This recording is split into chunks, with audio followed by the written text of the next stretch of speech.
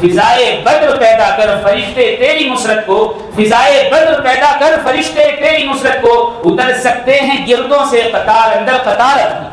یعنی آج بھی فرشتوں کا نزول ہو سکتا ہے، شرط یہ ہے کہ ہم مسلمان تو بن جائیں. میں چوتھے آسمان کا فرشتہ ہوں. جب تم نے یا ارحم الراحمین کہا تو آسمان دنیا کے تمام دروازے بجنے لگے، تھرانے لگے، کانپنے لگے. پھر جب دوبارہ کہا تو پھر فرشتوں میں ہلچل پیدا ہو گئی، اور جب تیسری بار کہا تو اللہ نے مجھے اجازت دی، میں تمہاری مدد کے لیے پہنچ گیا. میڈیکل سائنس کہہ رہی ہے یہ بچی نہیں بچ سکتی، وہ خود بھی جانتا ہے، اس کے باوجود اس پریئر روم میں داخل ہوا اور اس نے داخل ہو کر ہاتھ اٹھائے اور کہا کہ میرے بنانے والے، میری بیٹی کو بنانے والے، میں نے تیرا انکار کیا.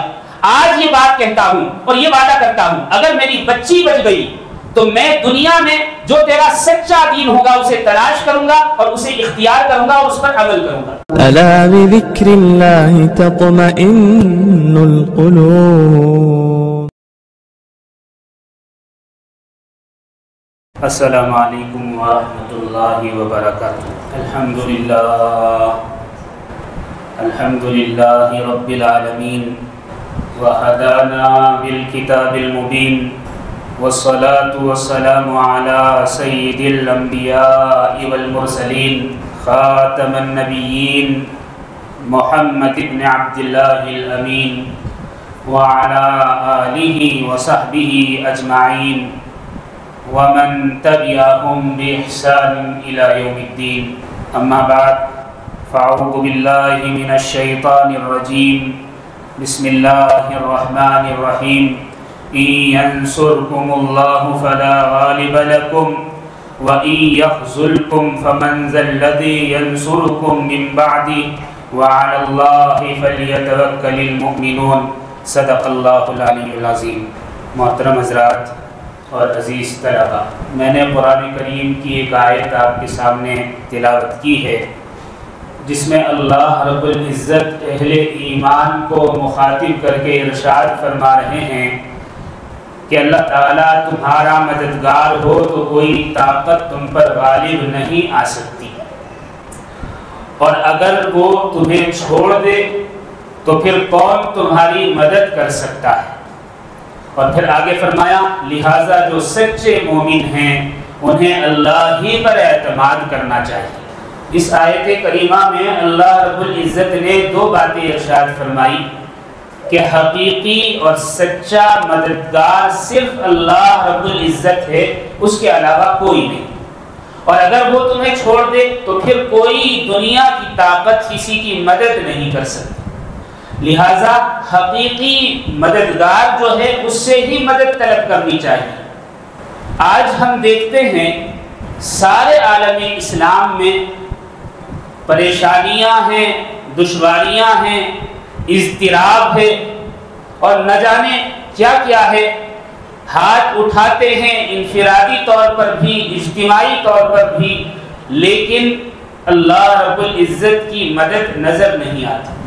سارا عالم اسلام لہو لہان ہے، پریشان ہے، مضطرب ہے، ذلیل اور رسوا ہو رہا ہے، لیکن اللہ رب العزت کی مدد اور نصرت نظر نہیں آتی. اصل میں مدد اور اللہ کی جو نصرت ہوتی ہے وہ دو طرح کی ہوتی ہے، ایک انفرادی ہوتی ہے، ایک اجتماعی ہوتی ہے. انفرادی مدد تو یہ ہے کہ آدمی اپنی زندگی میں کوئی پریشانی آئی اللہ سے مانگے، اللہ رب العزت اسے پوری فرما دے، یہ تو ہو رہا ہے.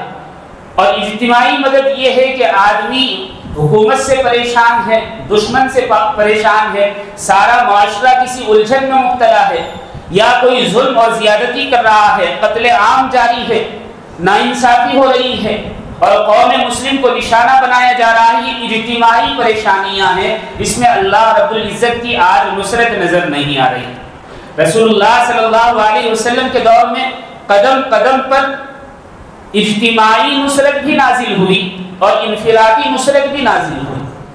یہ اجتماعی نصرت کا سلسلہ چلتا رہا لیکن آج نظر نہیں آ رہا، لیکن انفرادی نصرت جو اللہ رب العزت کی تھی وہ آج بھی جاری ہے.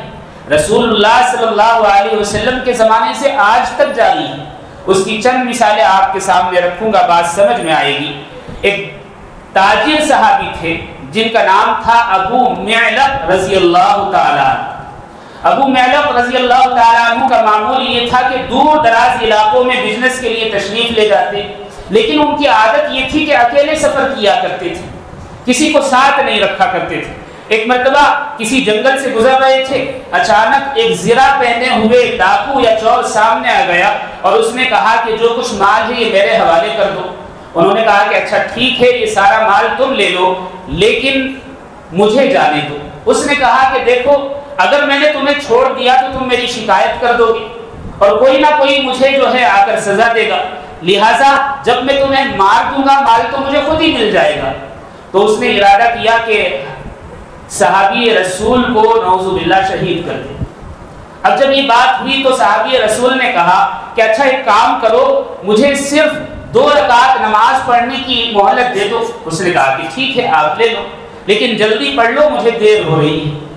حضرت ابو معلق رضی اللہ تعالیٰ عنہ نے نیت مانگی، نماز پڑھی، سلام پھیرا، پھر اللہ رب العزت کے حضور ہاتھ اٹھائے اور کہا یا ارحم الراحمین، یا ارحم الراحمین۔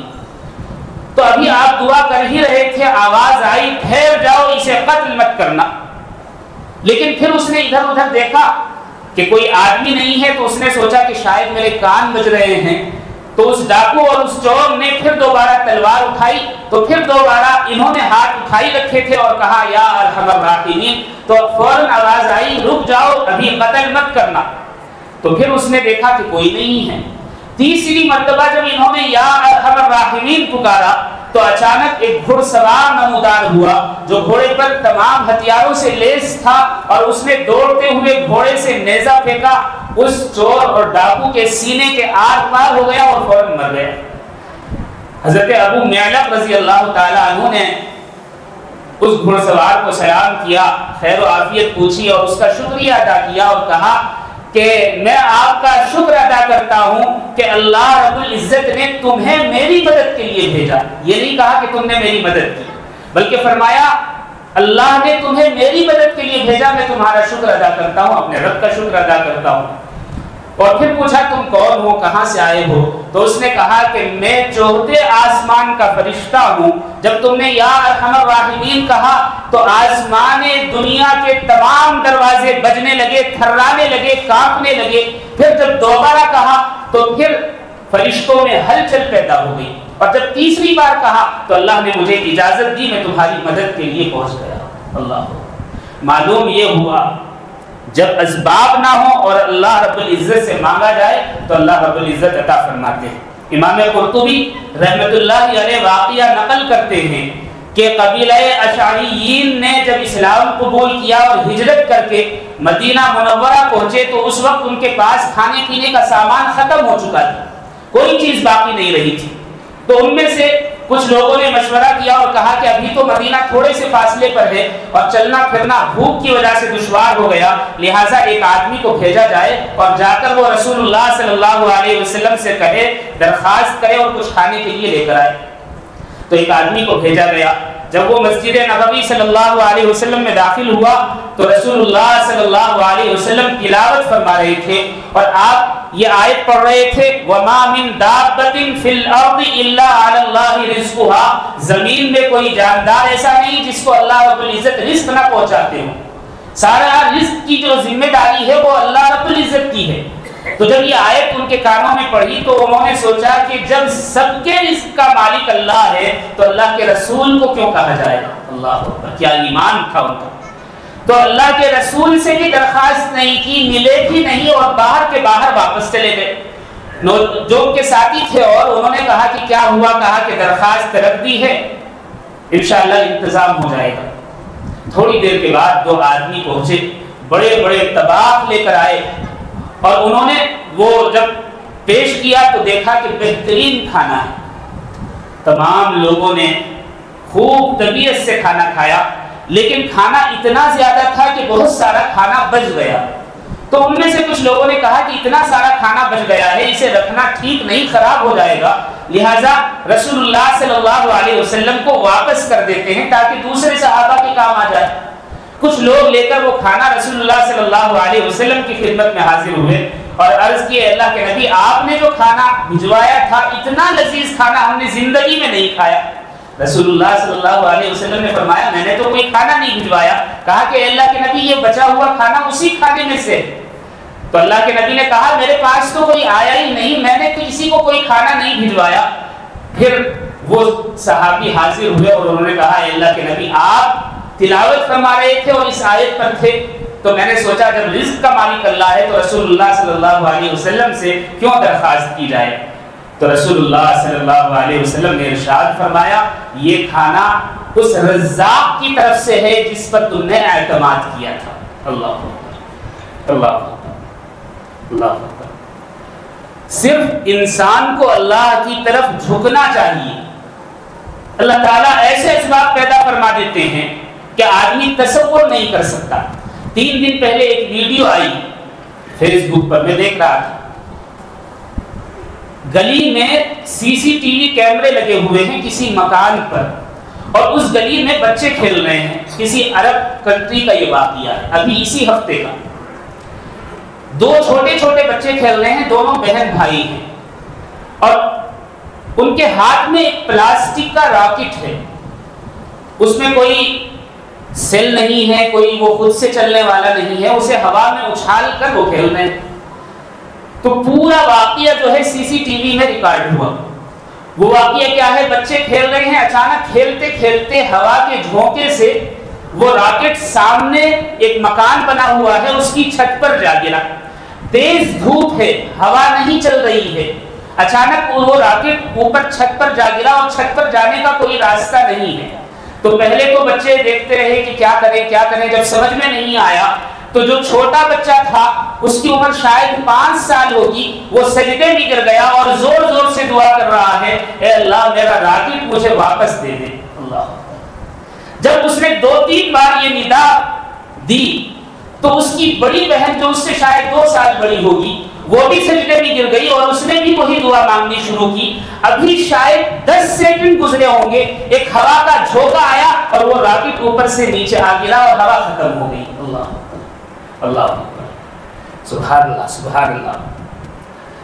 بچہ جس پر شریعت لاگو نہیں ہے, جس پر فرائض واجبات نہیں ہیں, جس پر اللہ رب العزت نے ابھی پابندیاں عائد نہیں کی ہیں, جب اللہ کے آگے جھکتا ہے تو اللہ رب العزت اس کی بھی پوری فرما دیتے ہیں. اور جو اقرار کرے کہ میں آپ کا بندہ ہوں, آپ کے حضور آیا ہوں, آپ کے سامنے جھک رہا ہوں, اپنی بندگی کا اقرار کر رہا ہوں, تو اللہ رب العزت اس کی کیوں نہیں سنے گی. اسی لیے شاعر نے کہا ہے فضائے بدر پیدا کر فرشتے تیری نصرت کو, فضائے بدر پیدا کر فرشتے تیری نصرت کو, اتر سکتے ہیں گردوں سے قطار اندر قطار اپنی. یعنی آج بھی فرشتوں کا نزول ہو سکتا ہے, شرط یہ ہے کہ ہم مسلمان تو بن جائیں, اللہ کے بندے تو بن جائیں. ابھی ایک واقعہ پیش آیا, کوئی عرب نوجوان لڑکی لندن میں رہ رہی تھی اور وہ وہاں تعلیم کے لیے گئی ہوئی تھی. اس نے ایڈمیشن لیا ہوا تھا کسی یونیورسٹی میں, لیکن اتفاق یہ کہ اسے واپسی میں کافی دیر ہو گئی, اور جب وہ میٹرو اسٹیشن پر پہنچی تو پورا اسٹیشن خالی پڑا ہوا تھا, دور دور تک کوئی نہیں تھا, سیکورٹی اہلکار بھی نہیں تھے. ایسے میں اس نے دیکھا کہ ایک اوباش قسم کا نوجوان اسے ترچھی نگاہوں سے دیکھ رہا. تو اس نے سوچا کہ یہ شخص کہیں میرا برا نہ کر دے, کہیں مجھے قتل نہ کر دے, چونکہ وہاں اس قسم کی وارداتیں عام ہوتی ہیں.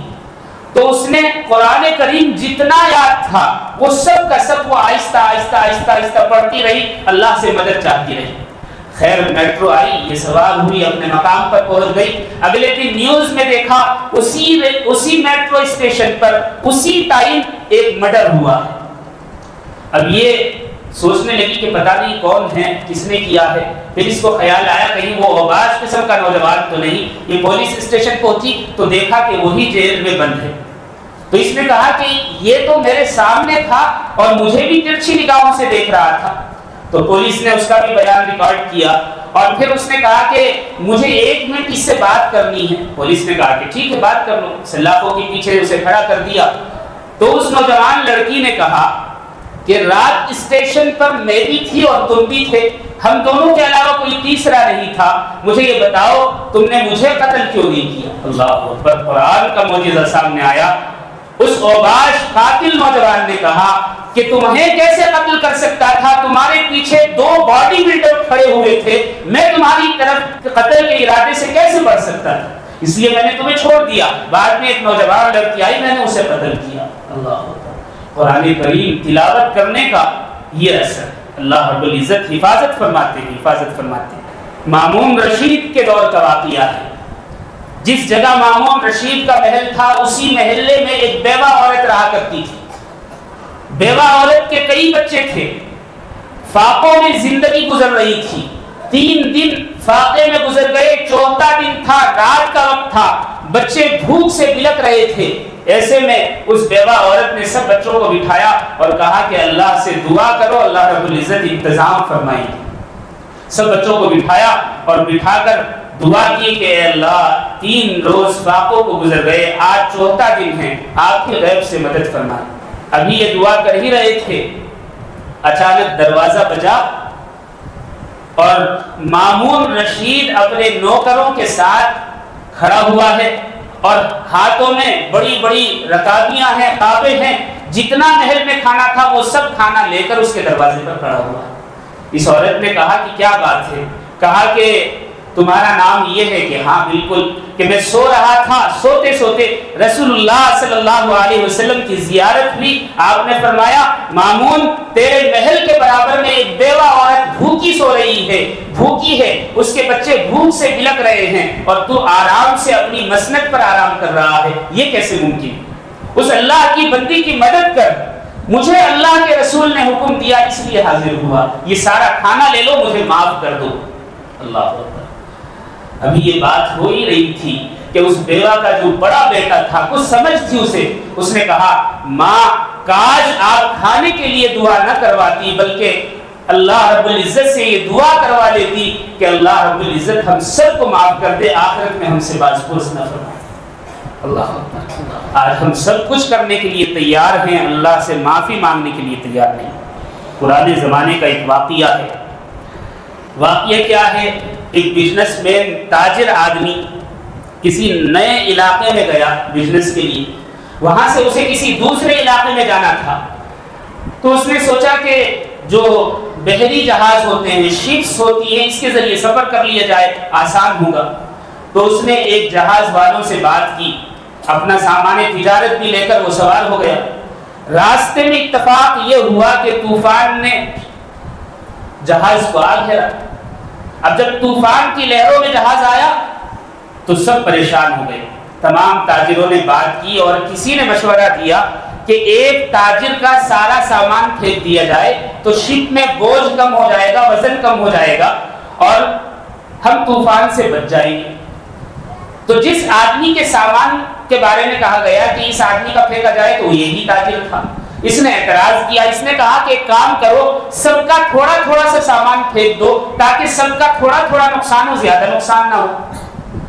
تو وہ تمام تاجر جو تھے وہ ایک ہی جگہ کے رہنے والے تھے، علاقائی عصبیت تھی، تو انہوں نے کہا کہ یہ تو نیا آدمی ہے، ہمیں اس سے کیا غرض۔ انہوں نے کہا کہ ایسا نہیں ہے، بلکہ اس کے سامان کو بھی زبردستی انہوں نے پھینک دیا اور اس تاجر کو بھی اٹھا کر سمندر میں پھینک دیا، یعنی ایک تو ناانصافی کی، پھر ظلم بھی کیا، اسے موت کے منہ میں پھینک دیا۔ ایک تو طوفان، اوپر سے سمندر، کہاں ممکن تھا بچنا۔ تھوڑی دیر جب یہ پانی میں اوپر نیچے ہوا تو بے ہوش ہو گیا۔ جب آنکھ کھلی تو کسی زمین کے کنارے پر، ٹاپو پر، جزیرے پر یہ بے ہوش پڑا ہوا تھا۔ آنکھ کھلی، دیکھا کہ میں تنہا ہوں۔ خیر وہاں اس نے تلاش کیا کچھ، تو دیکھا کہ کچھ جیسے خرگوش اور چھوٹے چھوٹے جانور ہوتے ہیں، اس طرح کے جانور ہیں، کچھ شکار کیا اس نے، پتھروں سے آگ جلائی، کچھ کھایا پیا۔ پانی کا ایک چشمہ تھا، وہاں سے پانی پیا، پھر درختوں کو کاٹ کر اس نے ایک جھونپڑی بنائی، سوچا کہ یہاں سے نکلنا تو ممکن نہیں، جب تک زندگی ہے اسی پر گزار لوں۔ ابھی 2-4 ہفتے ہی گزرے تھے کہ اچانک دھوپ کی گرمی سے اس کی جھونپڑی میں آگ لگ گئی، اور آگ اتنی لگی کہ جو پانی تھا وہ سب ڈال دیا، وہ بجھی نہیں، یہاں تک کہ ساری جھونپڑی جل کر خاکستر ہو گئی۔ اب اسے بڑا غصہ آیا اور اس نے شکایات شروع کر دی، اے اللہ، ایک تو میرے ساتھ ناانصافی ہوئی، تاجروں نے مجھے اٹھا کر موت کے حوالے کر دیا، تو نے میری مدد نہیں کی، میں اس جزیرے پر مرتا مرتا پہنچ گیا جیسے تیسے، اور ایک جھوپڑی بنائی اور سوچا کہ یہاں زندگی گزار لوں گا، یہ جھوپڑی بھی تو نے جلا دی، اب میرا کون پرسان حال ہوگا۔ اتنے میں اس نے دیکھا کہ شپ آئی اور کنارے پر رک گئی، اور اس میں سے کچھ لوگ اتر کر آئے اور انہوں نے پوچھا کیا بات ہے، کچھ مدد چاہیے؟ اس نے کہا کہ ہاں پہلے مجھے شپ پر چڑھا لو، پھر بعد میں بتاؤں گا۔ یہ شپ پر سوار ہوا تو دیکھا کہ ایک اس کا اسسٹنٹ تھا، وہ اس پر موجود تھے، تو اس نے سارا واقعہ سنایا اور کہا کہ تم نے مجھے کیسے تلاش کیا؟ کہا کہ ہم نے تلاش نہیں کیا، ہم یہاں سے گزر رہے تھے تو ہم نے دیکھا کہ اس جزیرے سے دھواں اٹھ رہا ہے، تم جو جھوپڑی بتا رہے تھے جل رہی، وہ جلتی ہوئی، جب اس نے دھواں اٹھایا تو ہم سمجھ گئے یہاں کوئی مدد کے لیے پکار رہا ہے، اس لیے ہم پہنچ گئے۔ تب اس نے اللہ سے معافی مانگی اور سجدہ شکر ادا کیا کہ اللہ تو بہتر جانتا ہے، اب نہیں جانتا۔ اللہ رب العزت اس طریقے سے مدد فرماتے ہیں کہ آدمی تصور نہیں کر سکتا۔ پھر اس نے پوچھا کہ میرا سارا مال ضائع ہو گیا ہے، اب کیا ہوگا؟ تو اس کے اسسٹنٹ نے کہا کہ آپ کے لیے تو خوشی کی بات ہے کہ صرف مال ضائع ہوا ہے، اس لیے کہ آپ کو ان لوگوں نے پھینک دیا تھا اور پھر طوفان نے اس کشتی کو غرقاب کر دیا، ان میں سے ایک آدمی نہیں بچا، صرف آپ بچے۔ اللہ رب العزت مدد اس طرح فرماتے ہیں۔ آدمی کو چاہیے کہ اللہ رب العزت کے آگے جھکنا بند نہ کرے، اس سے مانگنا بند نہ کرے۔ چند سالوں پہلا واقعہ ہے، امریکہ میں ایک ہارٹ اسپیشلسٹ سرجن گزرے ہیں جن کا نام ڈاکٹر لارنس براؤن تھا۔ یہ کیتھولک کرسچن تھے، ان سے بڑا کوئی سرجن ان کے دور میں ہارٹ اسپیشلسٹ نہیں تھا، اور ان سے ملنے کے لیے کئی مہینے انتظار کرنا پڑتا تھا۔ بڑی بڑی شخصیات ان سے آپریشن کرانے کے لیے ایک دو سال کا انتظار کیا کرتی تھی، لیکن اس سب کے باوجود یہ ملحد ہو گئے، یعنی میں خدا کو ہی نہیں مانتا۔ عیسائی تھے لیکن ملحد ہو گئے، کہا کہ مجھے کچھ نہیں پتا، میں نہیں جانتا کسی خدا، نعوذ باللہ۔ بہت عرصہ گزر گیا، ایک مرتبہ ان کے ہاں ایک بیٹی پیدا ہوئی۔ جب بیٹی پیدا ہوئی تو ڈائریکٹ ڈیلیوری وارڈ سے آپریشن تھیٹر میں بیٹی کو منتقل کرنا پڑا۔ سارا کیس اسٹڈی کرنے کے بعد یہ خود کہتے ہیں کہ مجھے پتا چل گیا کہ میری بچی زیادہ سے زیادہ کوشش محنت آپریشن کے بعد بھی 2-4 ہفتے زندہ رہ سکتی ہے، اس کے علاوہ نہیں۔ کیوں؟ ساری بچی جو تھی سر سے پاؤں تک نیلی پڑ گئی تھی، اور اس کی وجہ یہ تھی کہ ہارٹ صحیح سے کام نہیں کر رہا تھا، اور جو بلڈ میں آکسیجن مکس کر کے سپلائی ہوتی ہے وہ آکسیجن کی سپلائی نہیں ہو رہی تھی، تو سارے پارٹس آکسیجن نہ ملنے کی وجہ سے مرتے جا رہے تھے۔ تو اس ڈاکٹر کو پتا تھا کہ کچھ بھی کر لے لیکن بچی کو بچانا مشکل نہیں، مشینوں کی بدولت، آپریشن کی بدولت زیادہ سے زیادہ 2 ہفتے یا 4 ہفتے بچی کو بچایا جا سکتا ہے۔ اور چونکہ اس کی اپنی بیٹی تھی تو آپریشن کرتے ہوئے آدمی کو تردد ہوتا ہے، پریشانی ہوتی ہے، اپنا خون ہوتا ہے تو آپریشن نہیں ہوتا۔ تو اس نے ایک بڑی ٹیم تیار کی اور کہا کہ تم آپریشن کرو، میں نہیں کر سکتا۔ اور پھر خود کہتا ہے کہ میں اس روم میں چلا گیا جو پریئر روم کے نام سے بنایا گیا تھا، کہ جو بھی مذہبی لوگ آتے ہیں وہ جب آپریشن ہو اس روم میں رہے، اپنے طور پر دعائیں مانگے۔ تو پہلی مرتبہ میں اس روم میں داخل ہوا اور مجھے یہ پتا تھا کہ میں ملحد ہوں، اللہ کے وجود کا انکار کرنے والا ہوں، تو میں نے یہ سوچا کہ چلو آج جب کوئی سہارا نہیں اس سہارے کو تلاش کرتے ہیں۔ میڈیکل سائنس کہہ رہی ہے یہ بچی نہیں بچ سکتی، وہ خود بھی جانتا ہے، اس کے باوجود اس پریئر روم میں داخل ہوا اور اس نے داخل ہو کر ہاتھ اٹھائے اور کہا کہ میرے بنانے والے، میری بیٹی کو بنانے والے، میں نے تیرا انکار کیا، آج یہ بات کہتا ہوں اور یہ وعدہ کرتا ہوں اگر میری بچی بچ گئی تو میں دنیا میں جو تیرا سچا دین ہوگا اسے تلاش کروں گا اور اسے اختیار کروں گا اور اس پر عمل کروں گا۔ 5 منٹ اس بات چیت میں اس کو لگی، یعنی دعا میں، اور پھر سوچا کہ یہاں بیٹھ کر کیا فائدہ، چلو ایک راؤنڈ مارتے ہیں آپریشن تھیٹر کا۔ تو یہ وہ آپریشن تھیٹر میں داخل ہوا تو وہاں کا منظر ہی الگ تھا۔ ابھی 6 یا 7 منٹ گزرے ہیں، آپریشن شروع ہونے والا ہے۔ اس نے کہا کہ کیا معاملہ ہے؟ کہا کہ آپریشن کی ضرورت نہیں، جو فالٹ تھا وہ آٹومیٹک صحیح ہو گیا ہے، ہماری سمجھ میں نہیں آ رہا کیسے ممکن۔ اس نے کہا کہ ٹھیک ہے، اور پھر چونکہ اس نے وعدہ کر لیا تھا، دنیا بھر کے تمام مذاہب کی اس اسٹڈی کی اور آخر میں قرآن کریم پڑھا تو یہ کہتا ہے کہ میرا دل کھلتا چلا گیا، ذہن میں اللہ رب العزت کا کلام اترتا چلا گیا اور پھر میں مسلمان ہو گیا اور میں نے اپنا نام عبد الاحد رکھ لیا۔ انہوں نے باقی ساری زندگی اسلام کی تبلیغ میں گزاری۔ اللہ رب العزت ان کی قبر پر لاکھوں کروڑوں رحمت نازل فرمائے۔ جب آدمی اللہ کے وجود کو نہیں مانتا اور پھر بھی اللہ کے آگے جھکتا ہے تو اللہ رب العزت پھر بھی اس کی سنتے ہیں، اور جو آدمی اللہ کے آگے جھکے اور پھر مانگے تو یہ کیسے ممکن ہے کہ اللہ رب العزت اسے عطا نہ فرمائے۔ یونس بن یوسف رحمت اللہ علیہ بڑے اولیاء اللہ میں سے تھے۔ ابتدائی جوانی میں کسی عورت پر نگاہ پڑی تو دل میں وسوسے پیدا ہوئے تو فوراً دعا کی، اے اللہ ان آنکھوں کا کیا فائدہ جو بدنگاہی میں وقت گزارے، اے اللہ یہ آنکھوں کی مجھے ضرورت نہیں، آپ لے لیں، تو فوراً نابینا ہو گئے، فوراً نابینا ہو گئے۔ ساری زندگی اندھے بن کر رہے۔ ان کا ایک بھتیجا تھا، وہ ان کو ہاتھ پکڑ کر مسجد لے جاتا، پھر لے کر آتا، وضو کراتا، بستر بچھاتا۔ جب بوڑھے ہوئے اس وقت انہوں نے ایک مرتبہ اپنے بھتیجے کو آواز دی، وہ بچوں کے ساتھ کھیلنے میں مصروف تھا تو وہ نہیں آیا۔ اس وقت ان کو احساس ہوا کہ میں تو محتاج ہو گیا ہوں، تو دعا کی، اے اللہ میں تیرے گھر جانے سے بھی عاجز آ گیا، دوسروں کا محتاج ہو گیا، اے اللہ اگر تو چاہے میری نگاہ واپس کر دے۔ فوراً نگاہ واپس ہو گئی۔ آدمی جب اللہ سے مانگتا ہے تو اللہ رب العزت عطا فرماتے ہیں، لیکن اس کا ایمان بھی اسی درجے کا ہونا چاہیے، اس کے اعمال بھی اسی درجے کے ہونے چاہیے۔ میں میجسٹک میں ایک مرتبہ تقریباً 8 سال پہلے واچ خریدنے کے لیے ایک شاپ پر تھا، تو ایک آدمی آیا، اس نے دکاندار سے کہا کہ کیا حال چال ہے، کہا کہ الحمدللہ اچھا ہے۔ تو اس نے اس سے پوچھا کیا چل رہا ہے، کہا کہ کاروبار بڑا مندا ہے، بڑا حال خراب ہے۔ تو قربان جائیے اس دکاندار کے ایمان پر، آج بھی مجھے وہ یاد آتا ہے۔ اس نے کہا کہ اچھا ایک بات بتاؤ کہ کیا، کہ تم جو پہلے سے کھا رہے تھے اس میں کمی آئی، کہا کہ نہیں۔ پہلے سے جو پہن رہے تھے اس میں کمی آئی، کہا کہ نہیں۔ کہا کہ تمہارے عیش و آرام میں کمی آئی، کہا کہ نہیں۔ تمہارے پاس جو گاڑی تھی وہ ہے یا اس سے ایڈوانس آ گئی ہے، کہا کہ اس سے ایڈوانس آ گئی ہے۔ کہا کہ کاروبار میں کوئی خرابی نہیں، اللہ کی رحمت اور نصرت میں کوئی خرابی نہیں، تمہارے ایمان اور تمہارے اعمال میں خرابی ہے۔ اللہ ایک تاجر آدمی، اس کا ایسا ایمان، اللہ بات صحیح ہے، بات صحیح ہے۔ مسلمان کے کھانے میں کوئی کمی نہیں، اس کے پہننے میں کوئی کمی نہیں، اس کے عیش اور آرام میں کوئی کمی نہیں، اس کے رہن سہن میں کوئی کمی نہیں، اور اس کی ضروریات میں کوئی کمی نہیں۔ کمی ہے تو ایمان اس کا درست نہیں ہے اور اعمال اس کے صحیح نہیں۔ بات سچی ہے، لیکن کڑوی بات۔ ایک لطیفہ بھی ہے، بڑا عجیب واقعہ بھی ہے، حضرت رحمت اللہ علیہ اکثر سنایا کرتے تھے۔ واقعہ کیا ہے؟ پرانے زمانے کا وقت تھا، اس زمانے میں جو ہے بڑی سستی چیزیں ہوا کرتی تھی، تو ایک شرابی جو ہے کئی دن اس کو ہو گئے شراب نہیں ملی، غربت تھی۔ اس زمانے میں ایک بوتل جو آیا کرتی تھی وہ 1 روپے کی ہوتی تھی۔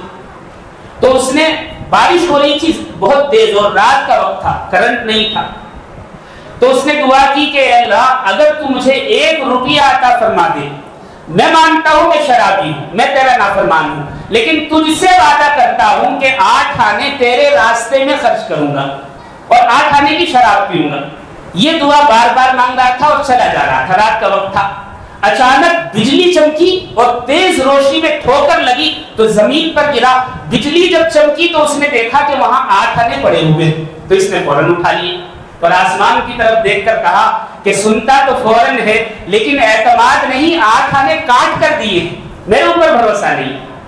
اللہ ایک شرابی کا ایسا ایمان، ہم بھی ایسے ہی۔ سچی بات یہ ہے کہ ہم بھی ایسے ہی، ہم اپنی ضرورت کے لیے اللہ کو تو پکار لیتے ہیں لیکن پھر بھی اللہ کے ناشکرے ہوتے ہیں، جب نعمت مل جاتی ہے پھر بھی ناشکری کرتے ہیں۔ اللہ ہم سب کی حفاظت فرمائے۔ میرے بھائیوں، ایک بڑا عجیب و غریب واقعہ ہے، خراسان کا واقعہ ہے۔ خراسان کے گورنر تھے عبداللہ طاہر، بڑے بزرگ آدمی۔ عبداللہ طاہر جو ہیں اس زمانے میں گورنر کی ویلیو علاقائی بادشاہ یا راجہ جیسی ہوا کرتی تھی، تو خراسان کے گورنر عبداللہ طاہر جو تھے ان کے علاقے میں بڑا امن و امان تھا، لیکن اتفاق یہ کہ چوری ہوئی اور چند چوروں نے چوری کی اور چور پکڑے بھی گئے، رات کا وقت تھا۔ اب ایک آدمی نیشا پور سے، لوہار تھا، کلمی والا تھا، وہاں سے رات کے وقت خراسان پہنچا. جب اس علاقے میں داخل ہوا تو اس وقت اتفاق یہ ہوا کہ جو چور پولیس نے پکڑے تھے ان میں سے ایک چور بھاگ گیا اور پولیس نے اس لوہار کو یہ سمجھ کر پکڑ لیا کہ یہی چور ہے اور دوسرے چوروں کے ساتھ لے کر گورنر کے سامنے پیش کیا رات میں.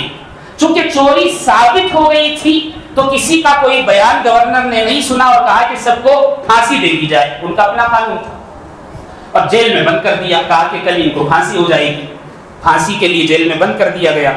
وہ جو لوہار کلمی والا تھا اس نے وضو کیا, نماز پڑھی اور اللہ کے آگے دعا مانگنے لگا. اب ادھر گورنر عبداللہ طاہر اپنی مسند پر آ کر لیٹے تو تھوڑی دیر کے بعد محسوس ہوا کہ 4 مضبوط آدمی آئے ہیں اور انہوں نے وہ پورا پلنگ اٹھا کر ایسے الٹ دیا ہے. آنکھ کھلی تو نیچے پڑے ہوئے. تو یہ بڑے پریشان ہوئے. انہوں نے سوچا کہ کوئی شاید وسوسہ ہے یا کوئی شیطانی اثر ہے. وضو کیا, نماز پڑھی, اللہ سے توبہ استغفار کی, پھر سوئے. پھر دوبارہ یہی ہوا. آنکھ کھلی تو پھر نیچے پڑے ہوئے ہیں. تیسری بار پھر ایسے ہی ہوا. جب چوتھی مرتبہ ہوا تو یہ نیند ختم ہو گئی اور یہ باہر نکل آئے اور کہا کہ ایسا لگتا ہے ہمارے علاقے میں کوئی ناانصافی ہوئی. اور پھر فوراً دروغے زندان کو بلایا, جیلر کو بلایا اور کہا کہ بتاؤ آج کوئی ایسا تو نہیں بے گناہ قید کر لیا گیا ہو؟ تو اس نے کہا کہ نہیں حضور ایسی تو کوئی بات نہیں. کہا کہ نہیں ایک مرتبہ جائزہ لو. تو اس نے کہا کہ عام طور پر مجرم جو ہے نمازی نہیں ہوتے, تہجد نہیں پڑھتے, لیکن ایک آدمی مسلسل نماز پڑھ رہا ہے, دعا کر رہا ہے. کہا کہ اسے فوراً سامنے پیش کرو. اسے بلایا, اپنے تخت پر بٹھایا اور پوچھا کہ بات بتاؤ کیا ہے. اس نے ساری بات بتائی کہ میں تو چور نہیں ہوں, مجھے گرفتار کر لیا گیا ہے. تو اس نے کہا کہ میں معافی چاہتا ہوں. تو اس کلمی والے نے کہا کہ آپ یہ بتائیے آپ کو پتا کیسے چلا کہ میں بے گناہ ہوں؟ کہا کہ میں سوتا تھا تو میرا جو پلنگ ہے وہ ہلا دیا جاتا, تخت ہلا دیا جاتا اور میں نیچے گرا ہوا ملتا. تو 4 مرتبہ ایسے ہوا. اب ایک کام ہے, میں نے تو تمہاری سچائی جان لی ہے, میں تمہیں آزاد بھی کر رہا ہوں.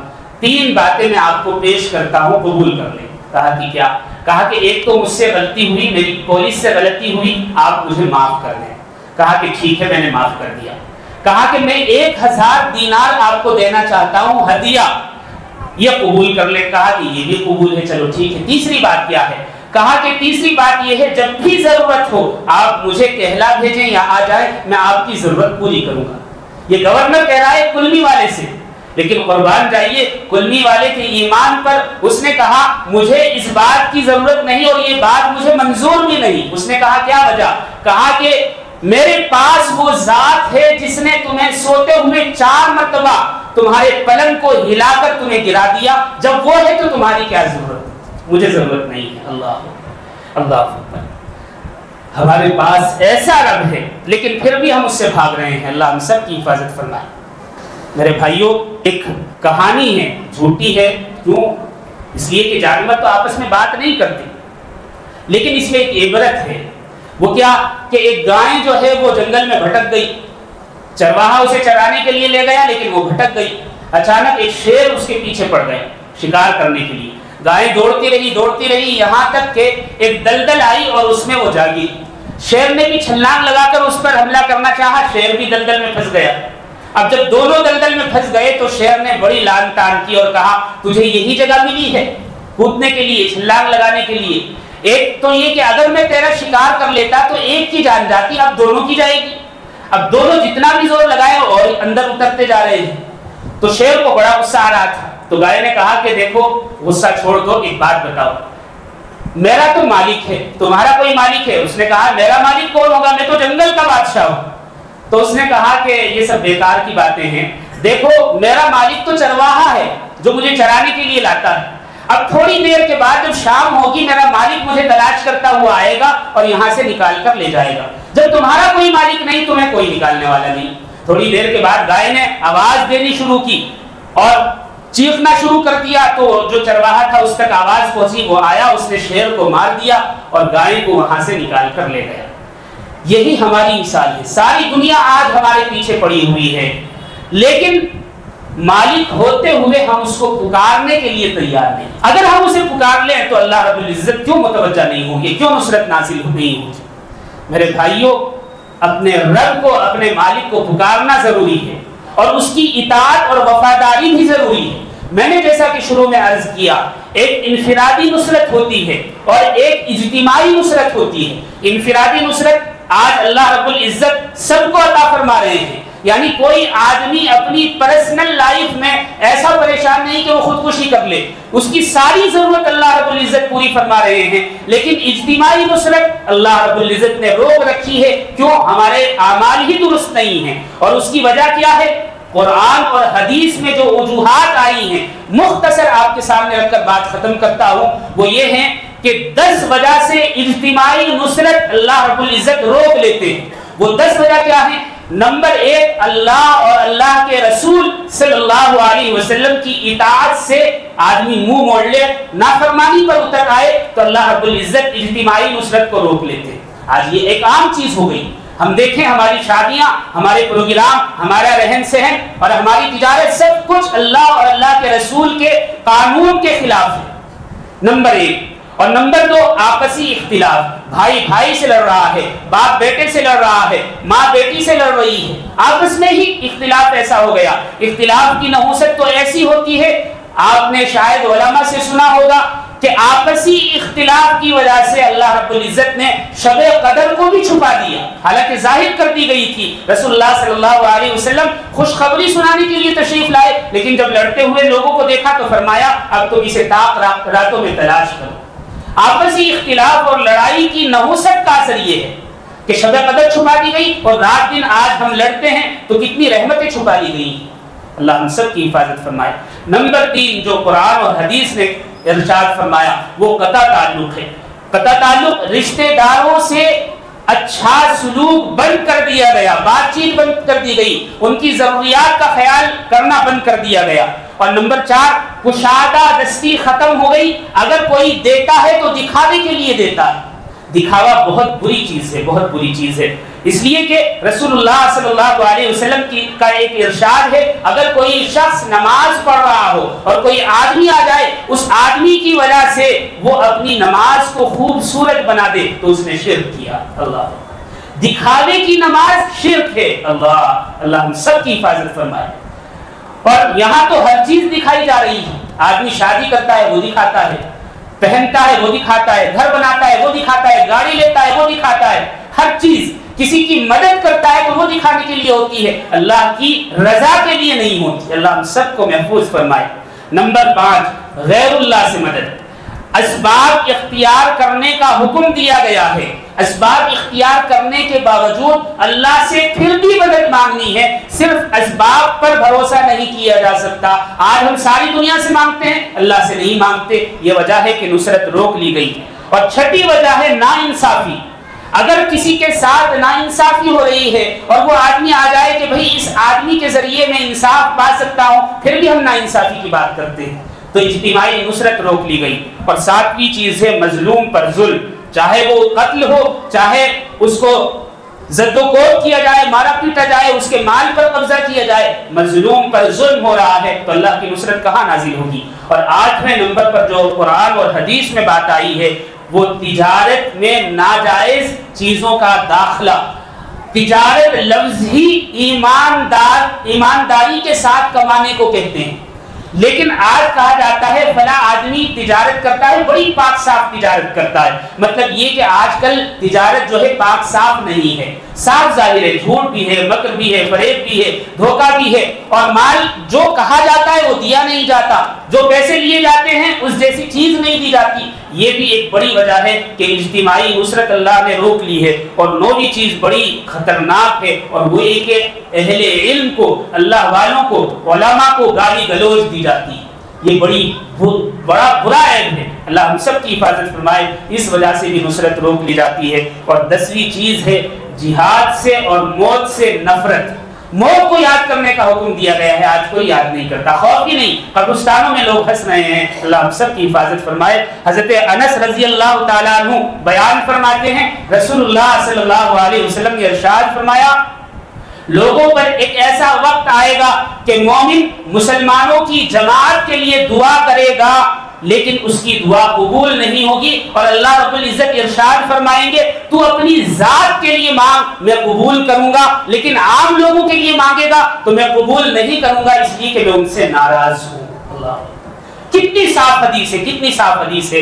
اسی کو شاعر نے کہا ہے، خرد نے کہہ بھی دیا لا الہ تو کیا حاصل، خرد نے کہہ بھی دیا لا الہ تو کیا حاصل، دل و نگاہ مسلمان نہیں تو کچھ بھی نہیں. دعا فرمائیں اللہ رب العزت مجھے بھی اور آپ کو بھی کہنے سننے سے زیادہ عمل کی توفیق عطا فرمائے. وآخر دعوانا ان الحمدللہ رب العالمین.